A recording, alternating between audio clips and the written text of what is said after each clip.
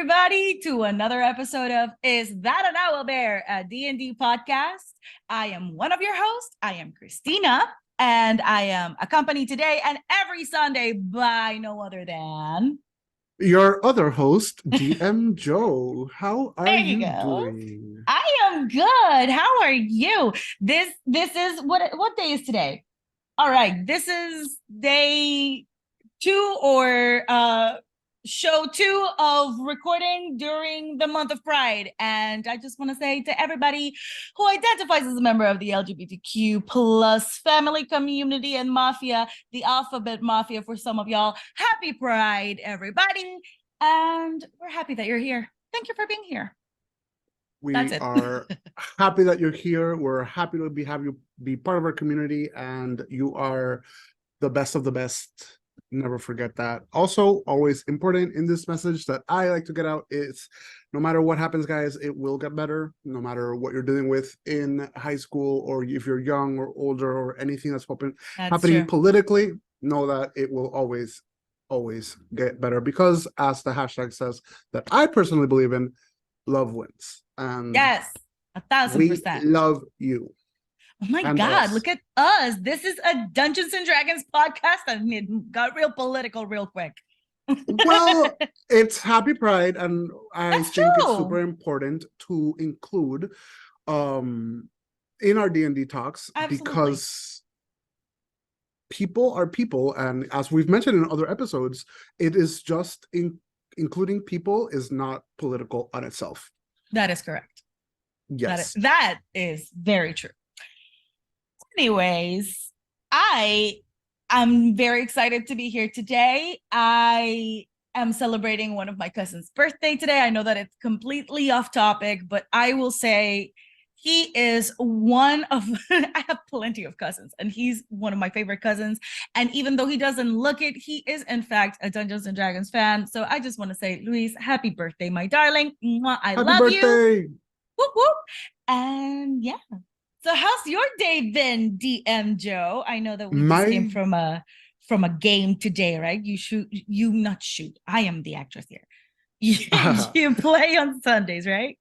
Yeah. I just literally 30 minutes ago popped out from a game. It was fun. They finished exploring a castle that was underwater in an air bubble.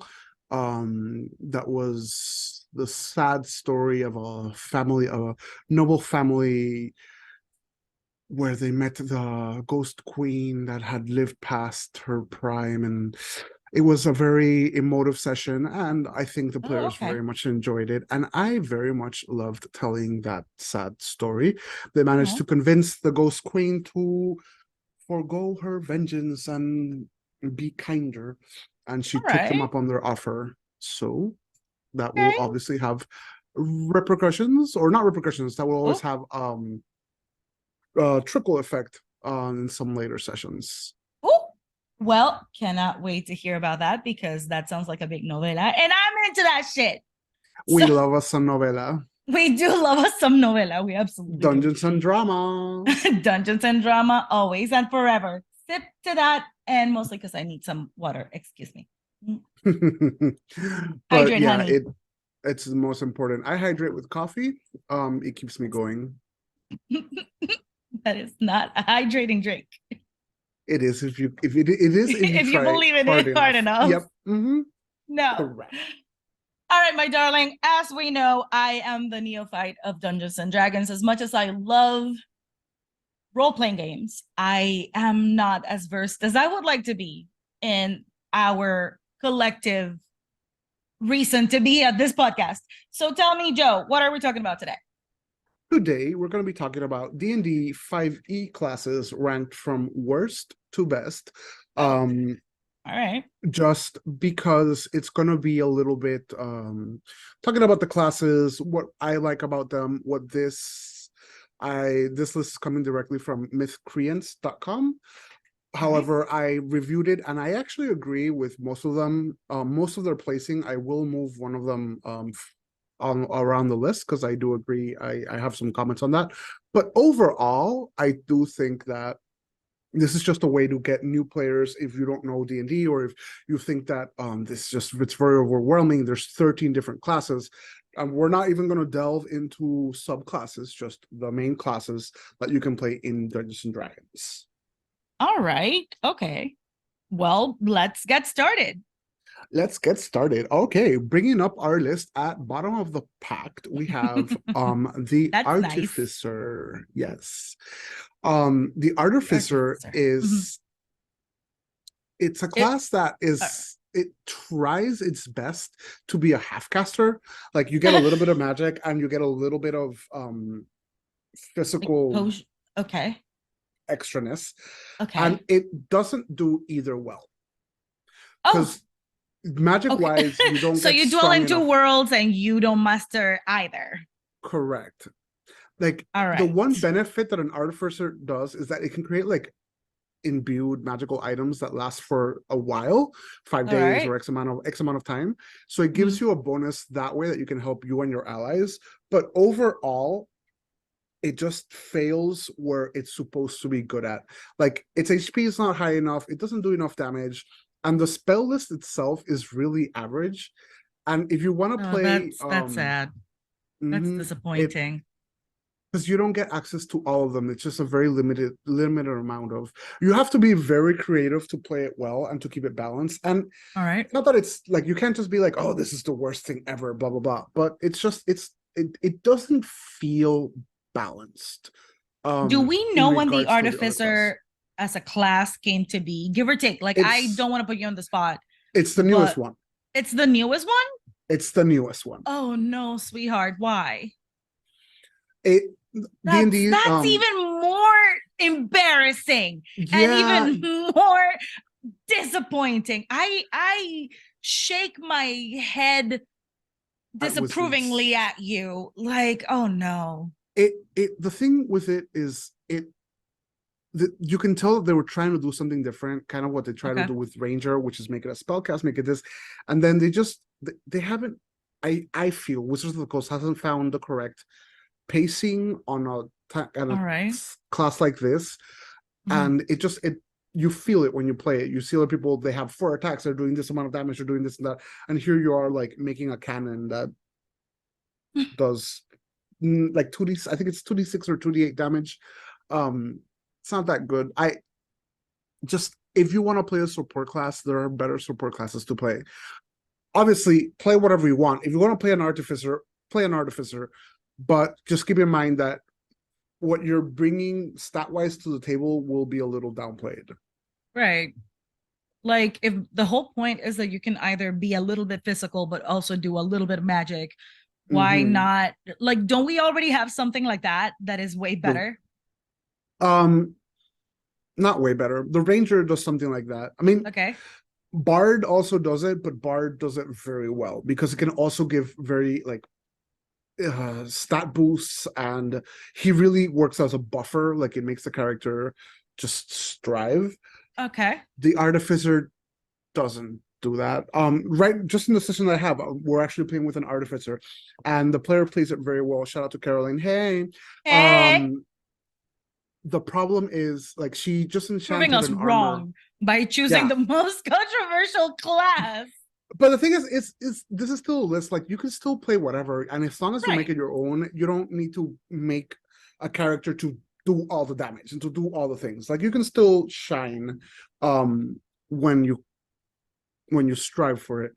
She made an armor that made it +1 for 5 days, and it's like, okay, so now the player has to keep track of that +1 for 5 days, and it's just something else to keep track. Like, it doesn't seem that it's going to have a permanent wow effect that it should. At least at early levels. It's honestly, she's the first person that I play with that plays an Artificer. No one else that I've played with has ever picked that class. Maybe she's here to prove you wrong. I don't know. I believe in Caroline, and Caroline can play any class and make it work. So I don't know. I'm gonna check back in with you later on to see how the Artificer is doing in your sessions. Yeah, because now I'm intrigued. Yeah, me too. I want to see if, like, she's using it well. So, like, but still, it does feel damage wise that she's doing less compared to everybody else. Again, they're just level 3. So That's fair. anyway. All right. Well, let's move forward. Let's check the next best worst class. The next one is actually everybody that has played D&D is gonna agree, but it's gonna, I think, shock a lot of the new players because it's like it's very it's one of those iconic classes, not a race, it's a class called it's the Ranger, which a lot of people pick. All right. I think I might have played a Ranger, actually. The reason it ranks at 12 is because everything that it does, there's another class that does it better. You want to be an archer, be a fighter that specializes in archery. You want to have spells, go ahead and pick a wizard that is a better class. It's just the one thing that it has is it can have a pet, but not all rangers have that. So it just, in order to have that benefit, which is still, it's not balanced correctly, so it still kind of stumbles in that. Right. It doesn't work. It just falls short. It just falls short over and over, comparing it to other classes that are better balanced. And what they should do with this class in particular, I believe, is make the pets be epic and build around the pet.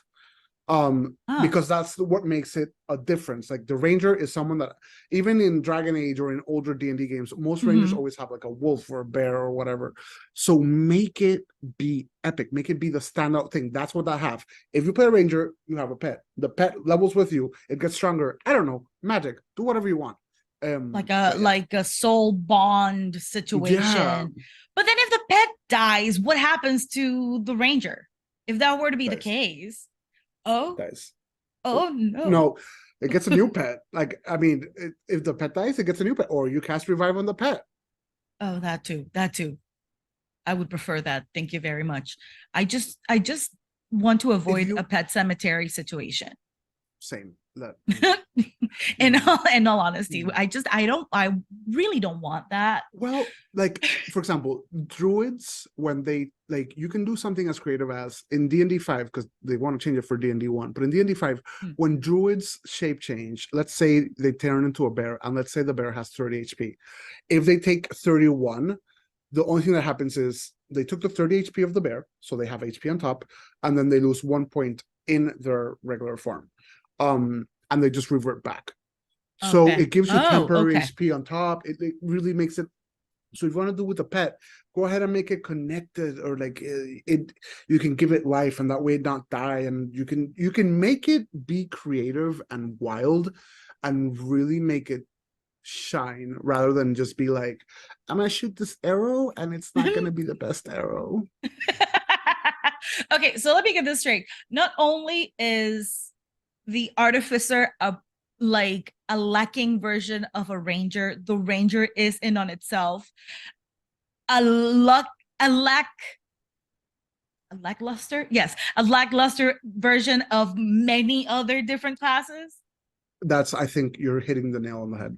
That is so sad. Yeah. I guess that with that said, then we should really just move on to the next one, because at this point they're just the runt of the litters. Yeah.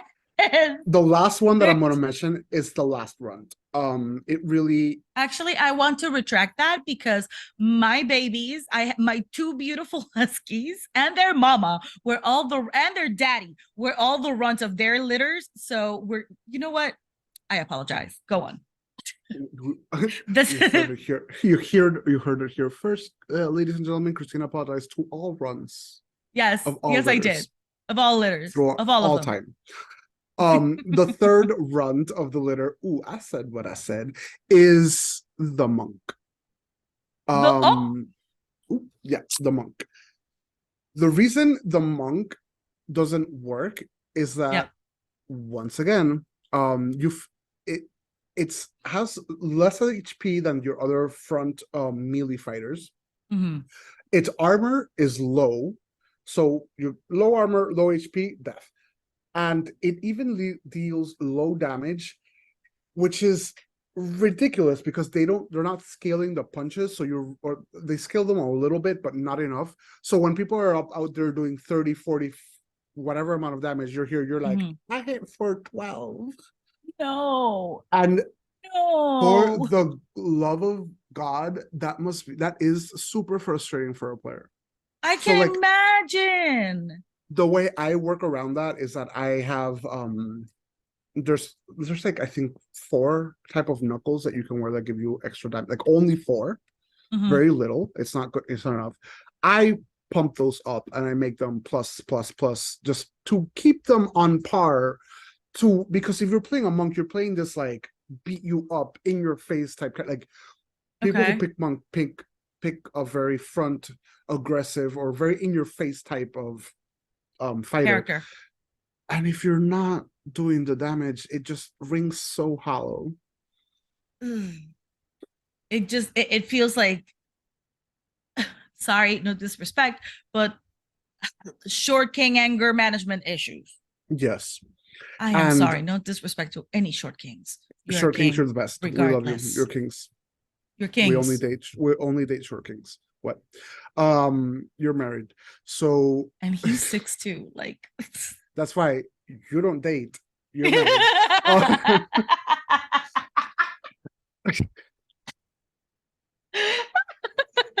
That was great. It's not about you. It's not about you. Go on.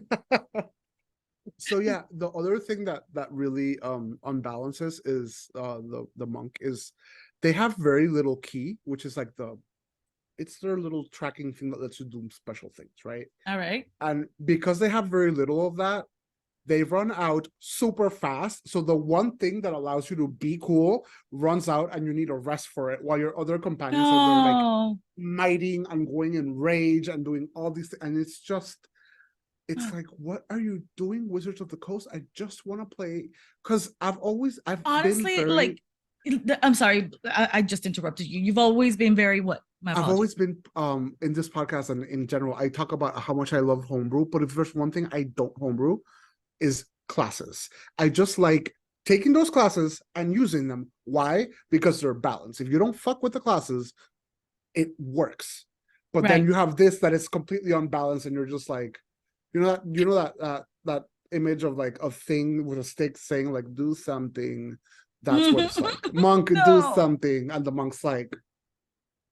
That makes me so sad, because quite frankly, this is the first time that I'm getting any sort of feedback like this regarding classes, right?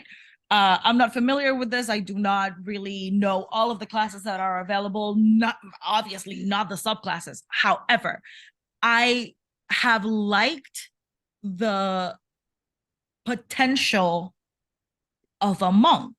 I see it like the one that I kind of have been envisioning is very much like Little John, Friar John from Robin Hood kind of deal, right? Yeah. And like in my head, he's badass.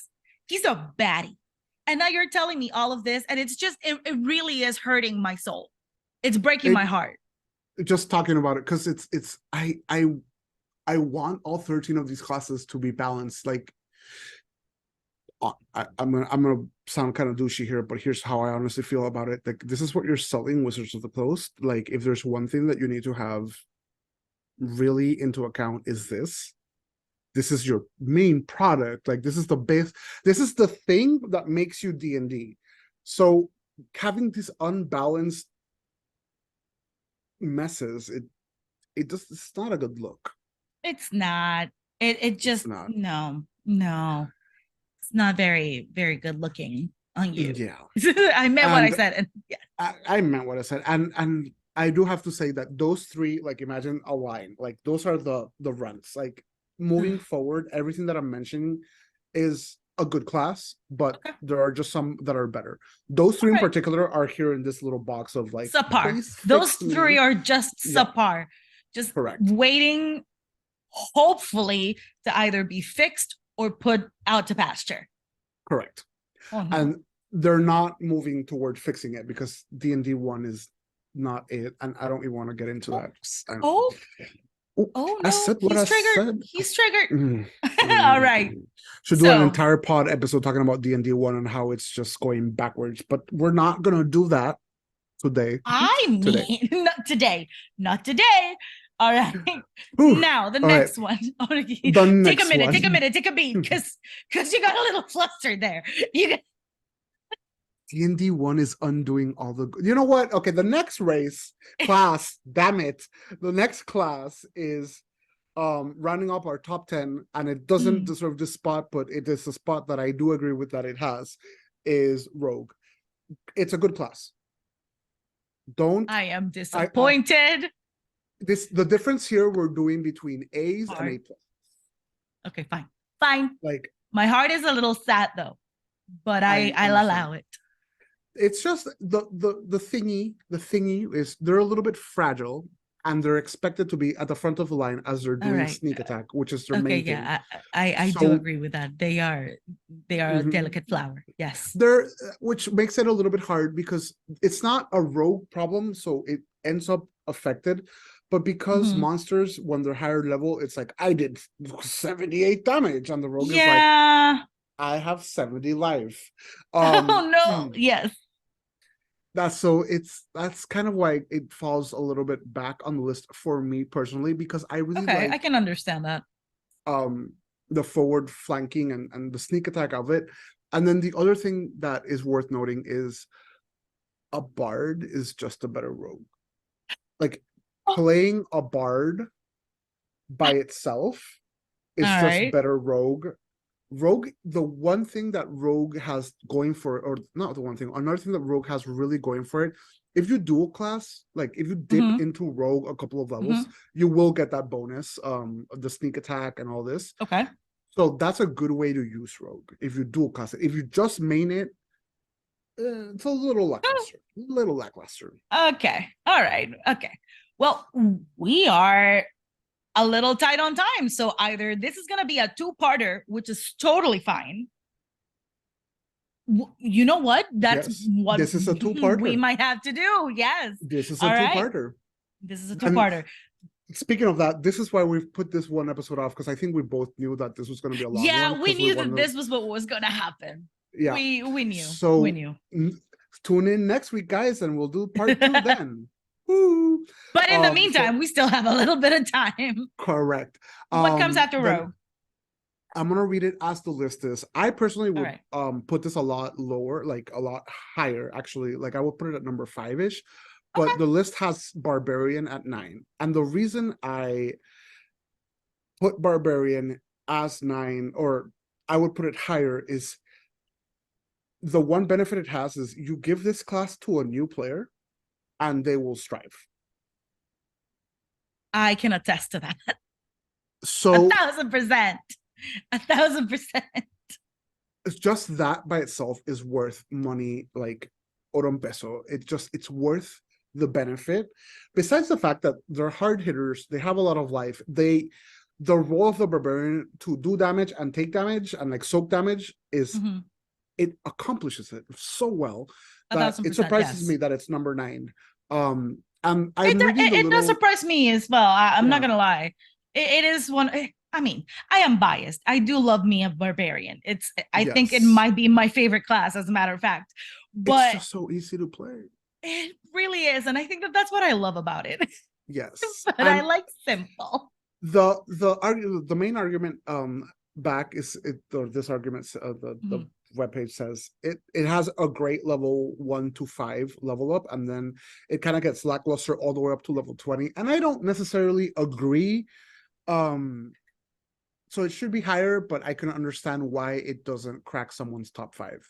I just think as a DM, when people are like, I'm gonna play a barbarian, and I ask, have you played before? And they're like, no. I'm like, okay, that's great. Have it. Have it, and have it right now. Yes, it's yours. Yes. All right. And then the next one that we're going to talk about is the Warlock. That comes in at number 8. Yes. And this is the first full caster that we see. And honestly, if you've been playing D&D, it's not really surprising. The thing is, it looks very strong early on, but as it gets stronger, the other casters just zoom past it as far as their spell pool, how much damage they can do, and the ability of spells that you can have. Right, Warlocks are because very warlocks get their power from a deity situation, entity. correct? Yeah, an An entity. Yeah. entity. Right. Okay. So, yeah, no, I was going to ask if they could potentially use a different caster's spells, but because of the nature of their magic, the source of their power, that might not, there might be similar spells, but they don't necessarily have the ability to cast the same kinds of spells, correct? Well, yeah, that's kind of how all spells work. There's like a list of spells, Okay. and the book will tell you this is available Okay. to druids, clerics, and Uh, paladins. This is a all right. so, Okay, and the thing I is, see what you mean. the warlock list is tiny. It's of the smallest list. And then it has this, if you play a warlock, if you've ever been in a group with a warlock, you're well aware of what Eldritch Blast is. That Okay. is their go-to. And that's Okay. kind of what it uses to balance, because it does heavy damage even at low levels, and you can cast it regularly without using a spell slot. So people Okay. enjoy doing that. However, it gets boring for the player to use that one spell absolutely every turn forever and ever and ever and ever. All right. Let me ask you this, because I know that you don't like to homebrew classes. But in cases like, for example, the warlock, would you allow a player, if they come with the proper reasoning, if they have made a compelling backstory as of why this is the source, or not source, but why they have access to a certain list of spells that are way more comprehensive and wider range than the ones that are already available, would you allow that? I mean, the answer is yes, I would allow it, but the honest other answer is then just play a wizard. Yeah. Like, if that is what you're All doing, right. there's already a class that does that. Like, you don't, if you want to tie it in Okay. that your magic was unlocked because of an entity, and you're a wizard because of it, sure, Okay. great backstory, They but could we're not have, changing anything. yeah. Okay. Like, you can, what you ask can be achieved directly through backstory lore rather than mechanical difference. Okay. All right. I mean, I And guess that there's, does answer my question. yeah, there's no point to hinder the player and say you have less spells um because you chose warlock. And then honestly, just the balancing aspect of it, it gets a Mhm. little bit hard, because they have the spells that they have, and if they all of a sudden just do fireball for absolutely everything, it really, Hmm. it unbalances the game. Okay. I mean, I guess I can see that. All right. I think that then we should leave it at Warlock We and should leave it at warlock. yeah, jump right in next time then. Yes, and before we do that, why don't we go Yes. ahead and play a little round of Is That a Blank? I've Look sent you at an this. image of what seems to be a beautiful, proud lion with two horns that fall on its side. They seemed so thick that they seemed armor, and he has a small, actually rather large breastplate that comes from above in a triangular fashion. His body is covered with dark fur with the most beautiful of patterns. What am I? First of all, that's a kitten. Second, that is Aslan, King of Narnia. And Love that. Love that. I will accept that uh, answer. 10 yes, points. yes, I win. I don't know what I won, but I did. What is this? Um, the correct name is a Felidar, Ooh. and they're usually lawful Got an neutral, underbite. got an underbite, and they are celestial in nature. Oh, They usually represent law and order, and it does in dun fact dun. resemble an enormous cat. The other interesting aspect is that there are some Felidars, sorry, that have huge feathered wings, additionally to the image that you're seeing. And Oh. those form of Felidars usually bonds with Archons, and they work together to pursue justice above everything else. Do they make babies like ligers? No. It's an Archon. I'm gonna show in our next episode. I'll pick an Archon and you won't know what it is and see. All right. Okay. Now I will already know, unless I forget, which is also likely, to be completely honest. More than likely, if I'm honest. All right. And our time is up for now, everybody. But we want to say thank you very much for joining us today on another episode of Is That an Owl Bear, a D&D podcast. And you can find us and the podcast on all the socials. We are on Twitter as Owl Bear Pod 1, Instagram and YouTube, there we go, as Owl Bear Pod. Please go check them out. We love to hear from you guys. So if you have any questions, if you want to suggest anything, please just send us messages. We're happy to, see what's up. And if anything else fails, just say hi. You can find Joe at where?